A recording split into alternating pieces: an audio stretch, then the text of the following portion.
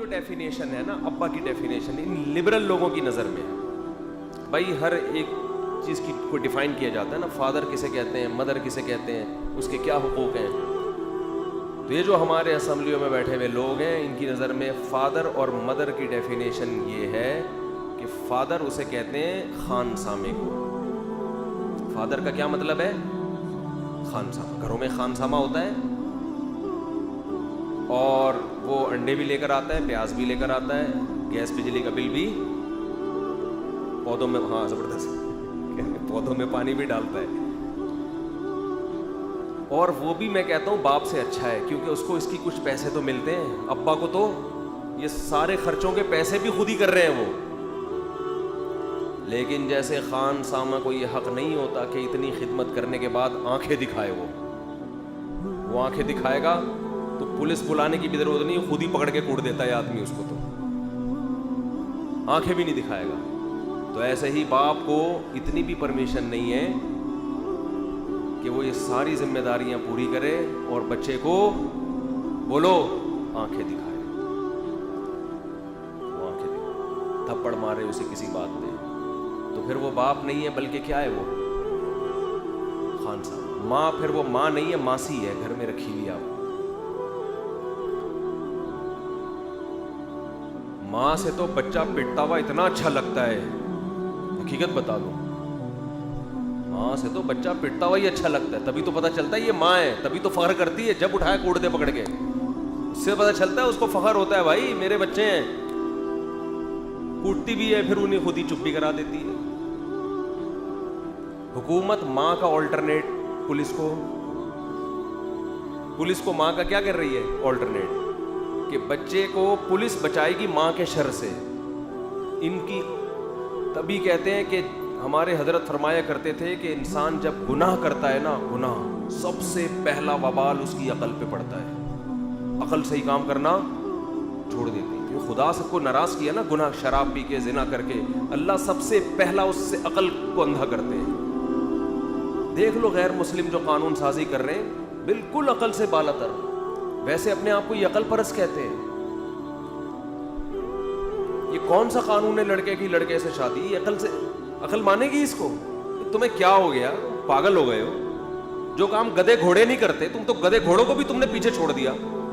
گدھا بھی تھوڑی دیر سوچتا ہے, گھوڑا بھی تھوڑی دیر سوچتا ہے, کتا بھی سوچتا ہے, اور آپ میل کی آپس میں ریلیشن کو لیگل قرار دے رہے ہو. اس کا مطلب ہمارے حضرت نے بالکل صحیح کہا تھا, کفر بھی ایک گناہ ہے نا, تو اس گناہ کا سب سے پہلا وبال کیا ہے؟ عقل خراب. نیچر سے ہٹ گئے.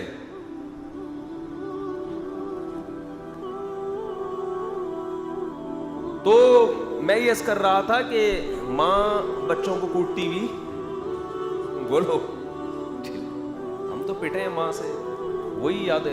محبت کی چیزیں کم یاد آتی ہیں, پٹنا زیادہ یاد آتا ہے, کیونکہ ہمیں پتا ہے جب بھی پٹے ہیں ہمارا ہی فائدہ تھا اس پٹنے میں. سمجھتے ہو کہ نہیں سمجھتے؟ جب بھی پٹے ہیں کس کا فائدہ تھا؟ ہمارے اپنے فائدے کے لیے ماں نے مارا, ٹینشن لی ہے ہمارے لیے. ابا سے جب مار کھائی, ابا کا فائدہ نہیں تھا, کس کا فائدہ تھا؟ ہمارا اپنا فائدہ. تو ہمیں تو ابا کی وہ پٹائیاں یاد آتی ہیں, پائپ سے کوٹا ہے, کہیں نکل لیے, ادھر ادھر بنٹے کھیل رہے ہیں, لٹو کھیل رہے ہیں. ابا نے بولا پڑھائی پہ توجہ دو, ادھر ادھر یہ تو بگڑ جائیں گے. 2-3 دفعہ محبت سے سمجھایا, 4تھی دفعہ میں کوٹ دیا پکڑ کے. 3 دفعہ میں سمجھ میں نہیں آیا, 4تھی دفعہ میں ایسا سمجھ میں آیا کہ اب تک یاد ہے, 30 سال پرانے واقعات. سمجھتے ہیں کہ نہیں سمجھتے؟ ابا چھوڑ دیتے ہیں کہ نہیں ایکچولی بچوں کی سیلف رسپیکٹ پہ, تو آج پتہ نہیں کہیں سٹا لگا رہے ہوتے بیٹھ کے. اور اگر کوئی پولیس بھی ہمیں آگے چھیڑتی تو ہم کہتے ہیں سیلف رسپیکٹ بھی کوئی چیز ہوتی ہے انسان, تمیز سے بات کرو. پاگلوں والے قوانین ہیں. تو اس لیے کہتے ہیں بھائی کچھ پڑھے لکھے لوگوں کو اسمبلی میں پہنچایا کرو, کچھ مذہبی سوچ رکھنے والوں کو اسمبلی میں پہنچایا کرو. جماعت اسلامی نے اس کے خلاف آواز اٹھائی ہے, اس قانون کے خلاف. تو کم از کم کوئی بھی اسلامی جماعت ہو, جو بھی دین کے لیے, کم از کم اتنے کرپٹ تو نہیں ہوتے نا کہ اسلام پہ ہی وہ کمپرومائز کر کے بیٹھ جائیں. ہمارا مسئلہ صرف غربت مہنگائی نہیں ہے. وہ غریب جس کے گھر میں سکون ہو وہ اس کروڑ پتی سے اچھا ہے جس کے گھر میں سکون نہیں ہے. عورت شوہر کو شوہر نہیں سمجھتی, بچے ماں کو ماں نہیں سمجھتے, بچے باپ کو باپ نہ سمجھتے ہوں, شوہر بیوی کو بیوی نہ سمجھتا ہو. جب یہ آزادی ہمارے ہاں پھیلے گی نا اس طرح سے کہ نہ شوہر بیوی کو آنکھیں دکھا سکتا ہے اور نہ بیوی شوہر سے مطالبات کر سکتی ہے. اب تو عورتوں کو بھی مشورے دیتے ہیں کہ خود تو آپ شوہر پہ ہاتھ نہ اٹھاؤ, لیکن حد سے زیادہ تجاوز کر رہے ہیں بھائیوں سے پٹواؤ معذرت کے ساتھ. پھر وہ اس طرح کی وہ چلا جائے گا آدھا, پھر وہ پٹنا شروع ہو جائیں گے. مطلب یہ کہ ایسے نہیں, پہلے پورا مشورہ لے لو, کسی سے مشورہ لو. پہلے میں بیٹھا ہوا ہوں یہاں, مجھ سے مشورہ لو کہ عورت کے لیے تو شوہر پہ ہاتھ اٹھانا بالکل جائز نہیں, اس سے تو معاملہ اور خراب ہوگا. لیکن اگر وہ بہت زیادہ, دیکھو کمپرومائز اصل تو کیا ہے, جڑ کے رہیں, لیکن اگر بہت زیادہ معاملہ خراب ہو گیا ہے, بعض دفعہ بہت زیادہ معاملہ خراب ہو, کوٹ رہے ہوتے ہیں پکڑ پڑ کے, بلا وجہ مار رہے ہوتے ہیں, سختی کر رہے ہوتے ہیں بلا وجہ, خرچہ ایک دھیلے کا نہیں دے رہے ہوتے, طلاق بھی نہیں دے رہے ایسی کنڈیشن میں, تو پھر پٹنا بولو بنتا ہے, پھر کٹنا اور پٹنا. لیکن خود سے یہ کام نہ کرو, بہت ڈیٹیل ہے اس میں, تفصیل ہے. وہ کلپ چلے جاتا ہے, لوگ پھر ابھی وہ میرا کلپ چلا آدھا کہ بیوی گھر سے بھاگ جائے تو واپس لانے کی ضرورت نہیں ہے. وہ ایسے نہیں تھا کہ ہر صورت میں بھاگ جائے, بعض دفعہ آپ کی غلطی سے بھاگی ہوتی ہے. وہ تو یہ ہے کہ آپ مالدار تھے, ٹھیک ٹھاک کھلایا پلایا, اب بے روزگار ہو گئے تو فوراً گھر سے بھاگ گئی. تو یہ پھر یہ غیرت کے خلاف ہے کہ یار جب پیسے تھے تو ٹھیک, اور پیسے چلے گئے تو اب اچھا ہی نہیں لگ رہا. میں نارملی نہیں ہے, اس میں بہت ڈیٹیل ہے. کلپ بنتے ہیں نا آدھے آدھے, تو وہ ایسا ہی ہے, آدھا کباب جل جائے اور آدھا پکا ہوا ہو تو مصیبت بن جاتی ہے اس کو کھانا.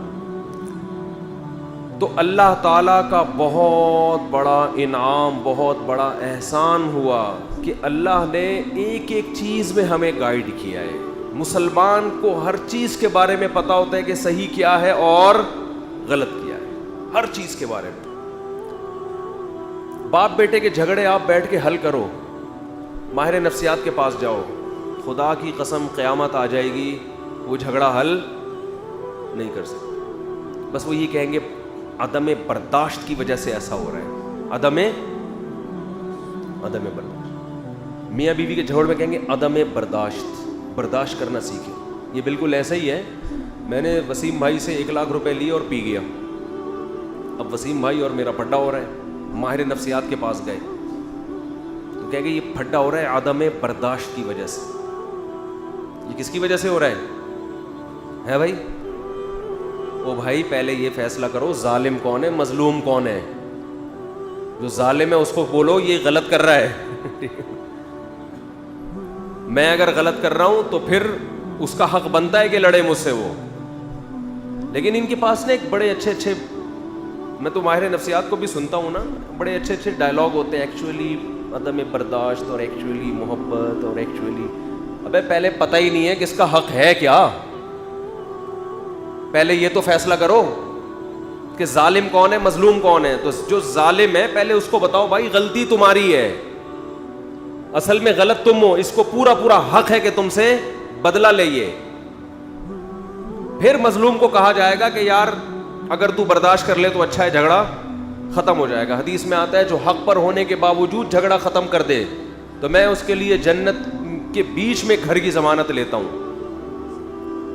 تاکہ لڑائی ختم ہو.